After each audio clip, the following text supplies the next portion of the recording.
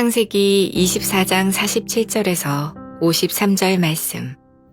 내가 그에게 묻기를 내가 네 딸이냐 한즉 이르되 밀가가 나홀에게서 낳은 부두엘의 딸이라 하기로 내가 코걸이를 그 코에 꿰고 손목고리를 그 손에 끼우고 내 주인 아브라함의 하나님 여호와께서 나를 바른 길로 인도하사 나의 주인의 동생의 딸을 그의 아들을 위하여 택하게 하셨으므로 내가 머리를 숙여 그에게 경배하고 찬송하였나이다. 이제 당신들이 인자함과 진실함으로 내 주인을 대접하려거든 내게 알게 해주시고 그렇지 아니할지라도 내게 알게 해주셔서 내가 우로든지 좌로든지 행하게 하소서. 라반과 부두엘이 대답하여 이르되 이 일이 여호와께로 말미암았으니 우리는 가부를 말할 수 없노라. 리브가가 당신 앞에 있으니 데리고 가서 여호와의 명령대로 그를 당신의 주인의 아들의 아내가 되게 하라. 아브라함의 종이 그들의 말을 듣고 땅에 엎드려 여호와께 절하고 은금 패물과 의복을 꺼내어 리브가에게 주고 그의 오라버니와 어머니에게도 보물을 주니라.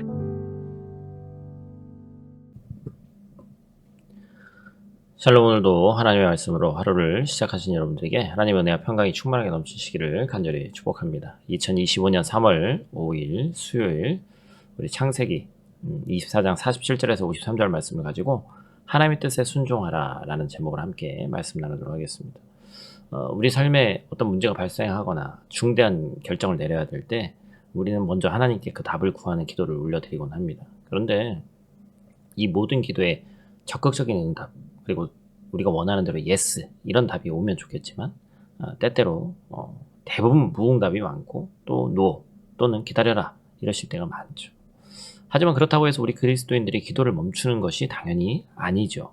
어떤 방식으로든 모든 기도에 응답해 주시는 하나님이 우리 하나님이시기 때문에 그렇습니다. 때로는 침묵이 그 응답일 때가 있고 때로는 말씀 묵상 가운데 뜻을 보이실 때도 있습니다. 혹자는 신앙의 공동체에 속한 누군가를 통해서 간접적으로 그 하나님의 뜻을 알 때도 있죠.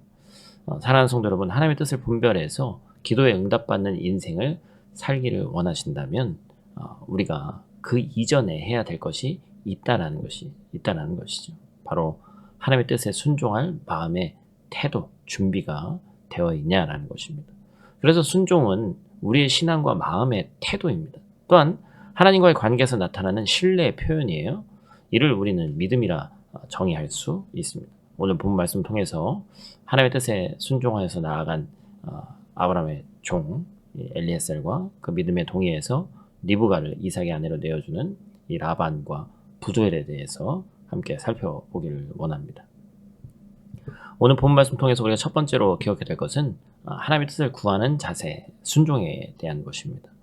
아브라함의 종이 이삭의 아내를 찾기 위해서 순종함으로 먼 길을 떠났고 마침내 리브가를 만나게 됐습니다. 그는 자신의 지혜나 판단이 아니라 하나님의 인도하심을 믿고 구했고 결국에 그 열매를 맺게 된 것이죠. 그래서 그는 하나님께서 이 리브가를 만나게 하신 거 하나님께서 이끄셨음을 확신하면서 찬양을 올려드리는 거예요. 48절 말씀을 한번 같이 읽겠습니다. 내 주인 아브라함의 하나님 여호와께서 나를 바른 길로 인도하사 나의 주인의 동생의 딸을 그의 아들을 위하여 택하게 하셨으므로 내가 머리를 숙여 그에게 경배하고 찬송하였나이다. 아멘.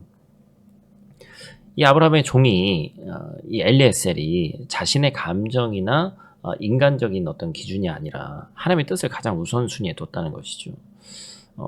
지금 나이 많은 종이라고 했기 때문에 상당한 나이가 있었을 것이라고 생각을 하죠. 그러나 그는 자신의 경험과 판단을 의지하지 않았다는 것입니다. 나아가 그는 우물가에서 하나님께 기도하면서 올바른 이 이삭의 배필을 찾게 해달라고 간구했어요. 이처럼 우리 역시 삶의 어떤 때라도 기도를 통해서 하나님의 뜻을 구하는 태도가 필요하다라는 것입니다. 우리의 경험 물론 중요합니다. 계획 중요하죠. 내가 가지고 있는 지식 중요합니다. 그러나 우리의 그 모든 것보다 하나님의 계획이 더 크고 완전함을 신뢰해야 되는 거예요. 이런 성도가 엘리에셀과 같이 하나님의 뜻을 구하는 자세를 보이는 것입니다. 그리고 마침내 그는 하나님의 뜻을 발견한 이 성도가 마찬가지로 그와 같이 놀라우신 하나님을 찬양하지 않을 수 없는 것입니다. 그런데 여기서 한 가지 더 주목해 봐야 될 엘리에셀의 모습이 있다는 것이죠. 49절 말씀 또 같이 있습니다. 이제 당신들이 인자함과 진실함으로 내 주인을 대접하려거든 내게 알게 해주시고 그렇지 아니할지라도 내게 알게 해주셔서 내가 우로든지 좌로든지 행하게 하소서. 아멘. 엘리에셀은 이미 리브가가 누구의 딸인지를 확인한 다음에 그녀가 이삭의 아내로 합당한 사람이라는 것을 깨닫고 예물을 주었습니다. 근데 이 만남은 우연한 것이 아니라 하나님의 계획 속에서 이루어진 일임을 누구보다 확신한 것이죠. 그러나 그는 리브가를 주인의 며느리로 모심에 있어서도 겸손하고 또 정중한 모습을 보입니다. 리브가의 가족에게 결정을 요청하면서 하나님의 뜻이 이루어질 수 있도록 선택할 기회를 주는 거예요.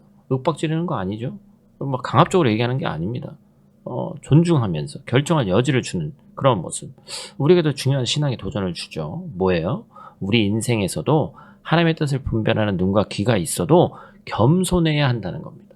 여러분 교회도 마찬가지죠. 우리 교회만 뭘 하고 우리 교회만 알고 어떤 목사님만 어떤 특별한 은사 있는 집사님만 뭘 한다. 그런 교회들은 정상적인 교회가 아니에요. 그렇죠?